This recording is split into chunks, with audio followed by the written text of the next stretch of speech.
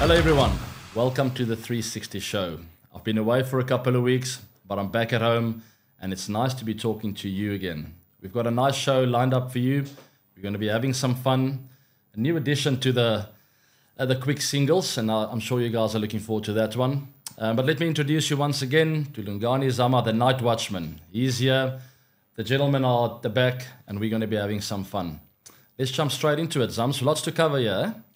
Yeah, you've been on the road, across the world, across South Africa. I can't even remember the last time we did an episode, but I know. Lots to catch up on. The plan was actually to do one while I was in India, but we had some technical difficulties. We lined up Josh Butler. Unfortunately, the signal in this hotel wasn't strong enough. They were playing at that new ground, Guwahati, I think it's called. It's an interesting name. I've never been there. But anyway, we had him lined up and never got to hear from the man, unfortunately. But we'll get him again. Don't worry about that. Also, just to touch on that, with the partnerships this week, we're going to be doing something a little bit different, but we'll get back to that pretty soon. The first segment, as always, is the new ball. I was in India for a few weeks. Got back home, but it was quite enjoyable. There's lots to talk about actually over there. It was quite special. I had fun. It looked like, I don't know if the Lighties had more fun than you did, because I saw a video of them running through not just the hotel, but the airport. They're having the time of their lives. They are. No, we had an amazing time. We had the whole family there in India. Obviously, I went to join up with the RCB family. It's been a while since I've seen the guys, and it was nice to be in the team environment again and to see everyone there, spend a bit of time with them. And they did something very, very special for Chris Gale and I, and got inducted into the Hall of Fame, and it was just a very special moment. Okay, Hall of Fame normally is for old people. Last time I checked, you're not that old. So just tell me a little bit about what the Hall of Fame is and how they decided and why you and Chris in particular. Just tell me, and I suppose more importantly the viewers, exactly what it was. Yeah, I don't know really what the criteria is behind it. I think they've enjoyed what we've done over the years, maybe the contribution in the setup. And I mean, to me, it's never something I sort of were hoping for. It did happen now, and it was incredibly special, obviously. But so the jersey numbers were retired, number 17 and 333, which is quite a nice touch as well. And they took us to the Chinnaswamy, and when we arrived there was a full house, packed crowd, and it was an incredible experience. I couldn't believe my eyes. I honestly couldn't. I asked Virat when I saw him, is there like a warm-up game here or something? And they said, no, they're here for you and Chris. So that sort of took my breath away a bit and made me realize how special of a journey it's been with RCB over the years. Now, we're going to get into the journey with RCB properly and the key partnerships, but my understanding is that you weren't just there for the Hall of Fame. I saw Graham Swan singing. I feel nothing's like it used to be. What was going on there? Yeah, so I joined the Viacom team with the Geo Cinema, the Insiders Center. We do a bit of commentating in studio, which is very enjoyable. We talk about the games and analyze and do all sorts. What makes it nice is the team I work with: Graham Swan, Brett Lee, Owen Morgan, Chris Gale, Scott Styrus, and the list goes on. Graham Smith's also joining there, I think actually tomorrow. But yes, so we do a bit of commentating. It's a different angle. I never thought I would find myself in the studio talking about cricket games, but I do enjoy it. It's a different feel, analysing games, sort of seeing how it happens in slow motion, because you can get a good feel for it when you pull yourself out of the pressure moment. So that was pretty cool. I've met some very nice people. It's one hell of a setup. I mean, there's about 130 people that work there, studios everywhere. But it's all based in Mumbai, so I don't have to do a lot of traveling, which takes a bit of stress off the system, and you can just sit there and do your thing, and have fun. Yeah. So Brett Lee, is that still his real hair? I mean, I know he's the most endorsed guy in IPL history. He's got adverts all over in every language. But that hair looked particularly stiff. Is that your hair? It must be. No, he's an old natural, eh? Brett Lee's one of the nicest guys I've ever met. Always very respectable. Even if we go back to the days I played against him, he was always the kind of guy to play hard on the field, but the first to take his hat off and say, well played, or unlucky there. He was never nasty, you know. So very, very genuine, very nice guy. It's great to be working with him. But his hair, I don't know how he keeps it in that shape. The shape is immaculate. He's done well. Yeah, immaculate is definitely the word. You touched on Chris Gale, who was also obviously inducted into the Hall of Fame at the same time as you. A lot of people don't know the real Chris. You spent a lot of time in a lot of change rooms with him.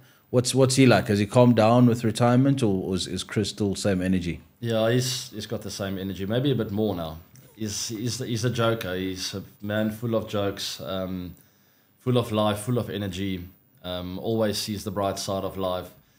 Can't always hear what he tells me when he's talking to me, what he says. You know, he's quite fast, and his Jamaican accent, and his outfits. I don't know if you must have seen him commentating in the studio there in Mumbai. His outfits are out there. It's next level. It's amazing. It's special. I think he's got his own tailor, and actually maybe he tailors his own stuff, because you can't make some of those colours up. No, he's got his own tailor there. It's a lady, I can't remember her name, but she approached me as well. And after I saw Chris's first outfit, I thought to myself, maybe I'll just give this one a miss, you know. But I'm sure she'll adjust. Maybe I must give it a try. I'm sure she will sort of see that I'm a different kind of guy, different style, and maybe come up with something that suits me. Maybe I'll give it a go for the second leg. I am returning to India for the knockout stages for about 10 days, from 20 to 30 May, somewhere there. So maybe I'll give it a try. Yeah, listen, we can go down the nostalgic path all afternoon, but just for the purposes of this show, we've promised half an hour, so I think it's important we move into key partnerships. Normally we have a guest, but given everything that's happened and the fact that you've been away for so long, I thought it's best that we just keep it to you and you look at your key partnership with RCB, because of all the sporting relationships that you've had, you've said this one is particularly special, not just RCB, the franchise, but the city of Bangalore as well. My journey with RCB certainly changed my life. It's once again something I never planned. It sort of just happened. I didn't even know that there would ever be something like T20 cricket, IPL. No one gave it a chance in those first few years. So it was a bit of a rocky ride for everyone in 2008, 9 and 10. And then the miracle happened where it was like, it was just meant to be, you know. I arrived in 2011 at the RCB and I just knew something was special here, you know. The Chinnaswamy itself, the ground, my first live game there was like, blew me away. And the city of Bangalore, the people, the restaurants, the trees, and the whole vibe there. And the weather is very similar to what I'm used to here in Pretoria. Meeting Virat, getting to know him better. He was probably the biggest key partnership for me there, not only on the field, but off the field as well. And I think, yeah, we'll forever be friends. It's one of those friendships that will just last. And we've had so many special memories with RCB and, as I said, away from the game as well. So it was nice to revisit that now, to walk out onto the Chinnaswamy, hearing ABD again. I was like speechless. I couldn't believe what I was hearing. And I had a couple of tears, to be honest. I wasn't expecting that. But it was nice to have the family there with me. And RCB has always been very inclusive of family. They always want the franchise to feel like a family. And the only way to achieve that is to actually include the families of the various players and people. Yeah, I've had a few run-ins with Bangalore cops for different reasons, which have got nothing to do with cricket. But I saw the drive in as you were getting into the stadium. I mean, it looked as chaotic as ever. It was a proper full house because they even lined up the pavement on your way in. You could struggle to drive in there. Exactly. No, it was insane. I honestly couldn't believe it. It was literally like we were playing a game, and it was just for the two of us. Yeah, so it was incredible. I mean, it's difficult to put it into words. I did a post on Instagram. I tried to put it into words, but you just can't. It's one of those moments I'll never forget. And luckily, I've got some video footage and some photos that I'll share with you guys about my experience there. And when you look at it, I think in the last 13, 14, 15 years of IPL, it's grown more and more and more important. The seasons got longer and longer. Like people literally mark it out in the calendar as absolutely have to be there as an international player. When did it like finally sink in? Was it when you moved to RCB and suddenly realized how important it was to the city that, sure, this has become one of the most important parts of the year, or part of my life, really? I think the people of India love the game so much that it took them a little while to really start connecting with this tournament and with their own team. So to be in Bangalore in 2011, I feel was like the start of where the crowd started going, like all the fans of Bangalore started going like, we've got something special here and we're going to support our team. And they're fanatic. They really are the best supporters there is. You don't see an empty stand there ever. Doesn't matter which game it is. Doesn't matter if we're knocked out of the tournament. They're coming to support their team, and that's that. So you could sense it in the streets of Bangalore. And every time I go back there, there's just this vibe and this deep love for RCB and the game of cricket. It's an incredible vibe. It really is. And the first thing that comes to mind is there's always these dramatic weather patches. So when you go there like 5 o'clock in the afternoon before getting ready for a game at 7:30, it's always a big cloud cover. These big birds flying around. It's very dramatic when you look out from the balcony into the stands, into the night sky, I mean. And then sometimes there are these downpours with really heavy weather. And then there's just people who stream in. It is incredibly loud. You say 80,000, I think more like 400,000. It's very vibey, it's very loud. And it certainly makes a big difference in your game. When you inform and you have a good start and the crowd starts going, you sort of leave your body for a while, you know. So it is incredible and just a super special place. I mean, the Chinnaswamy will forever be my favorite ground there. Yeah, and I mean, it's not as if it was just an AB when he plays in an RCB shirt, because I remember I was there for your 100th test, and it just so happened to be at Chinnaswamy Stadium, which was obviously very, very well fated by the cricket gods, and they turned up for that game. And I mean, I've not seen too many test crowds that into it, and there was a full-on ABD. It's one of those just incredible moments once again. I had my family over there, my in-laws, my parents. To play 100 test matches for your country is right up there with one of the most special things that can happen to a person. A test match it's a 5-day game, obviously, and it's a lot of effort that's put in over a long period of time. To play in a test series day in, day out, traveling the world, and with not a lot of rest in between, you realize when you've played 100 test matches that the body takes its toll. Mentally, you get there as well. Yeah, I suppose if it couldn't happen at Supersport Park Centurion, that was the only other real home ground that you'd want it to happen at. And they've also been some proper individual memories that you've given the people of Bangalore at that stadium. Yeah, it is a friendship. It's a two-way street. It's not just I play cricket and that's it, done. I can feel their love, and I'm trying to give them my love as well. So it's a friendship, if you can call it that. And they just understand the game of cricket over there, and they're so passionate about it. So it's nice to give back and to give it my absolute best. And thankfully and luckily, I've given them some good moments that they've enjoyed over the years. So I'm very grateful for that. Yeah, and you've made some other, like Yuzvendra is obviously another big mate of yours over the years that you became a mentor to. That's I think one of the cooler parts of the IPL, and specifically at RCB for you, the fact that you've been able to give back to the next generation of superstar that comes through and like take them under your arm and show them the way. I was really open with him, and I would go have a beer in his room, and after he had a tough day, and we would just hang out. It wasn't about I felt like I had to do it because I'm a senior player.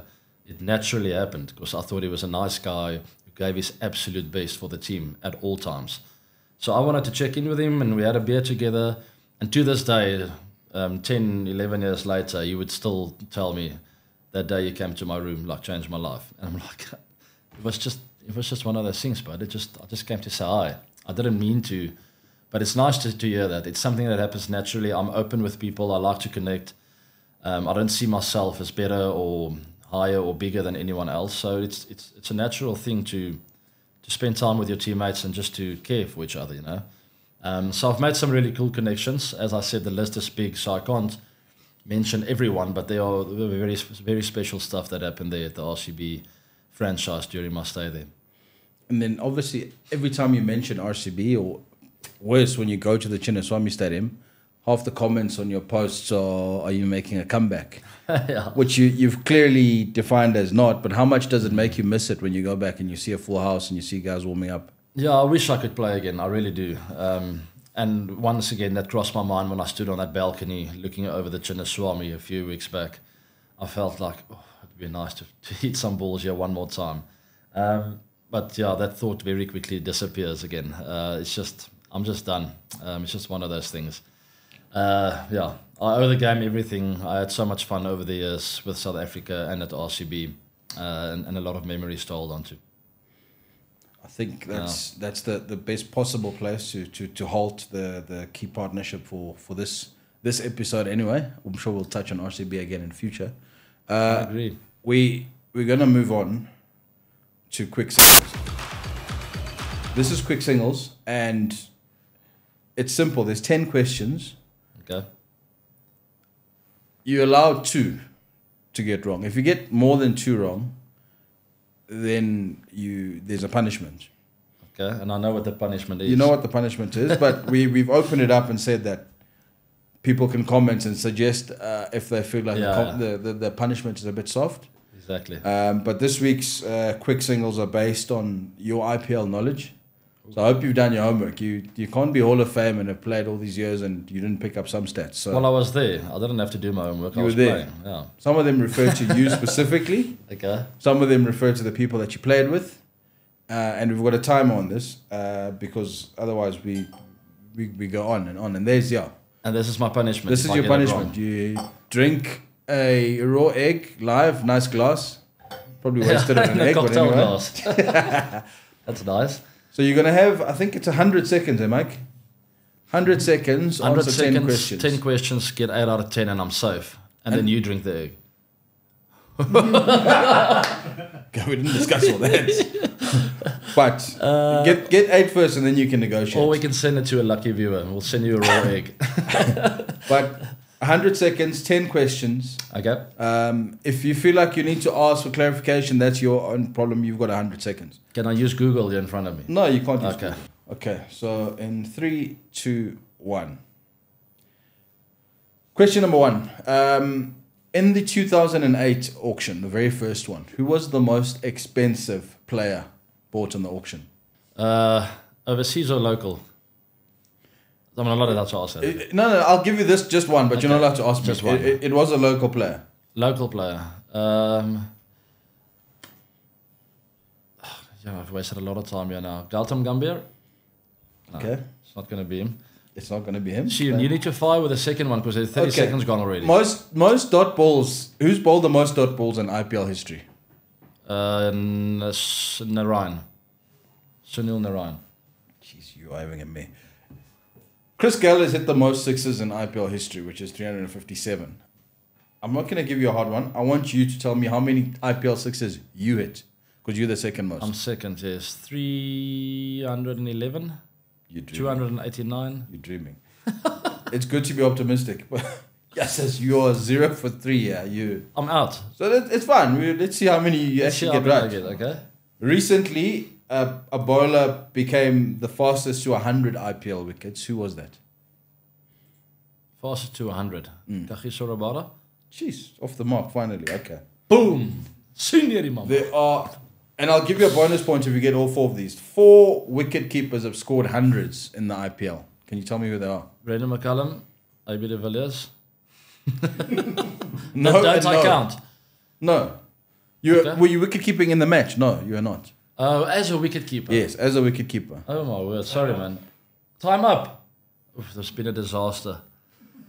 I'm gonna have to drink a raw egg. Okay. Well, it doesn't even matter if we got through all the questions because you've got all of them wrong so far. I want to get back to the Cage. wicketkeeper thing, but let me just do my egg. But what if I get sick here on the show? The good thing is you chose this punishment. I knew I was going to need it. Okay, I would say cheers to you, but I'm not going to cheers. You won half. Not a chance. You carry on.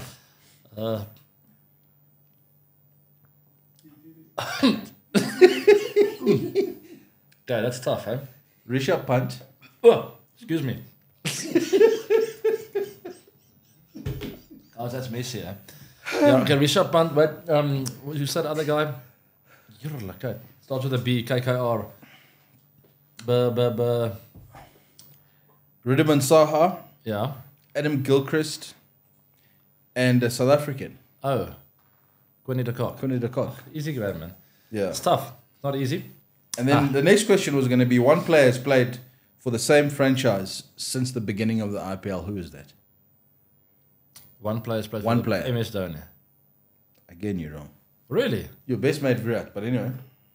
Because MS had that situation at CSK where they didn't play for 2 years because... Oh my word, that's so Yeah. unlucky, man. Because Virat also didn't play the first 2 years. He didn't play a lot of games. He was like on the side. Anyway, my bad. It's pointless. I've got 10 minutes to answer this, or 100 seconds. 10 No, well, you're done. I mean, so, you 1 out of 6. Okay. Which team has won the most games? CSK. Wrong. Oh, Mumbai Indians, of course, man. Jeez, AB, you're having a... Was it Mumbai? It was Mumbai. Yeah. Okay. Who's had the most orange caps in history? Most orange caps. Another very Suresh good friend of Raina. yours. Virat Kohli. No. Suresh Raina. No. Another good friend of mine. He's not Indian.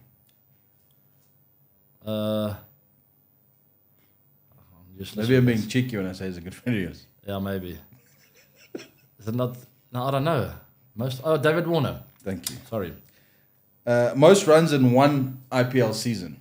Record. Virat Kohli, 957 is my best guess. 973. Not bad. We'll give you that one. And then finally, what's the lowest team score in IPL history? RCB, 45. Eden Gardens. 49. It wasn't that 49. bad. 49. But 45, same thing. I mean, with numbers, I'm allowed to be a little... You've got to be Yeah, lenient. I can't use the gave you numbers. leeway for Okay, numbers. okay. Yeah. But geez, No, not with my sixes. My sixes, I'd guess like 311. It's probably 260 or what is it, 280. 251. It's not bad. It's a guy You said 311. Yeah, okay. That's my guess. Jeez, Remember, I can give you leeway. I can't I'm give you 66s for free. I'm competing with an opening batter, so it's okay if I'm a little bit lower than you. Anyway, look, you're rusty. Like next time, we'll try and help you and make it a bit easier. With your Hall of Fame, yeah. Anyway, Yeah, we got to move on to our final segment while AB digests his punishment. that was tough, eh? Fair play, super over.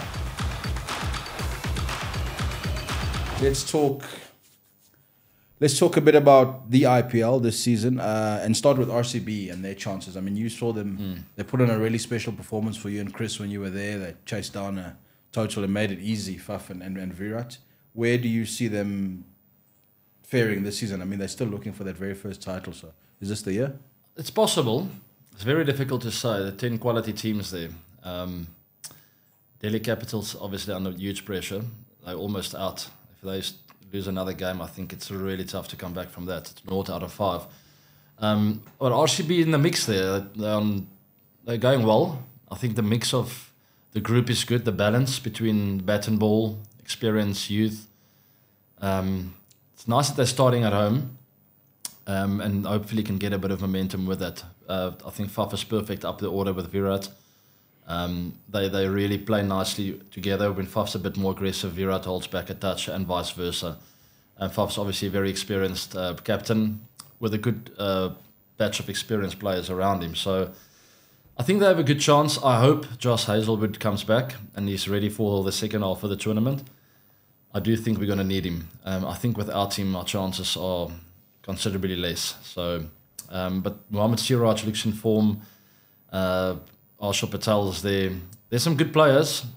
It's just very difficult to say if this is going to be I hope from the bottom of my heart it is. But there are 5 other teams that look in incredible form, which is going to be tough to stop. Of those other teams, which ones have impressed you the most thus far? Like you look at them and say, "She's they're proper contenders." Yeah, the two that stand out to me is Gujarat Titans, Rajasthan Royals. They're the two that stand out. I think CSK is a dark horse with Dhoni there. I think if they catch a bit of momentum, they're going to be tough to stop. And I've always liked the look of Sunrisers Hyderabad with all the youngsters there. Harry Brook, Aiden Markram, Stubbs is not there. Sorry, Stubbs is there. No, he's not. He's just with my Indians. Apologies. Marco Janssen. They have some really good local players as well. It's just a really good look team, Sunrisers Hyderabad. So I think the three of them stand out to me. Gujarat Titans, Rajasthan Royals, Sunrisers Hyderabad. Yeah, I'm glad you touched on Harry Brook at the Sunrisers. He made some runs after a bit of a slow start, and some fans were getting on his back a bit. And he actually said it in the post match that some of the guys have been giving me grief. Hopefully, I'm going to shut them up for a few days, which is a bit bold. But obviously, there's been a lot of pressure and a lot of frustration. Bought for a lot of money. What do you make of him as a player, and also just that honesty to call out people who've been calling him out on social media for the last few games? Yeah, it's tough. I've never been a fan of calling people out, but I think he's a wonderful player. I really do like the look of his game, the way he plays spin and seam. He's really busy at the crease, and he does the basics really well. He puts the bad ball away, and I think he's a fantastic addition to English cricket. Tom Moody spoke about him in length on a video that I watched, and he hits the nail on the head. He's a real future player in all three formats of the game. So yeah, it's great. It's a great pickup from Sunrisers, and I think he's going to score them a lot of runs. He's got that fantastic 100, and I think there's a lot more to come. Okay, final question. I mean, as we speak, it is the Monday, the 17th of April. So I'm asking you to put your neck out here and say who's going to be the top three come the end of the IPL going into those final playoffs in your mind right now as you see. I mean, RCB's game is about, well, it's probably started by now. So I'm asking you to put your neck on the block. I'm not going to give you more eggs because obviously you'd lose, but as you look at it. It's not easy. I'm getting the table on here, so I can just show you what I'm trying to say. Obviously, we forgot about Lucknow. They're a good team, but if I just say the top three, I think it's going to be Rajasthan Royals, Gujarat Titans, and I'm saying RCB. You're saying RCB? I'm saying RCB. Okay. I've got to back my team. I've played there for 11 years. Got to believe that they're going to come through. I feel CSK are the dark horses of the tournament. It'll be surprising for me not to see them there, but let's make it a top four then. So I'll just add them there. I had a show recently in India or in studio where we had to pick our four favourite teams to make it, and it looked a little bit different to what I said now. I was going to say it's a change. No, not. I've added Rajasthan Royals, which weren't part of mine. Okay. So my four were Sunrisers Hyderabad, Gujarat Titans, Sunrisers Hyderabad, Gujarat Titans, RCB, and CSK were my four that I picked to make the playoffs. So now it's difficult to go against Rajasthan Royals after their form, but anything can happen. It's wide open, which is nice to see. Lots of things going on here, except for Delhi Capitals falling behind badly. But it's exciting. There's a lot of incredible players standing out, and we'll see how we go from here on in. And you're still going to India, but before you go to India, you're going to Mozambique tomorrow. So when can they expect the next episode? Because putting you down to one location is proving tough at the moment. It is. Yeah, we'll keep the fans on the toes, the viewers. Okay. I'll be in touch, but obviously we try and do it every second week. But we'll see. We'll try for 2 weeks from now. Good man. AB, travel safe. Thanks, Lynch. Good to see you. There's nothing else we need to cover. Eh? I think we've covered plenty. I hope the viewers will be happy. I hope you guys are happy. Tell us if he needs a better punishment than just downing an egg. Just part of his protein intake. Absolutely shocking. Absolutely shocking. We'll figure it out. In a couple of weeks, we might come back with jumping into the pool or something. I don't know. That's it for this week's episode of the 360 Show. Thank you very much for joining us. And with this week's outro, I'll just tell you people to just keep it real. Be yourself.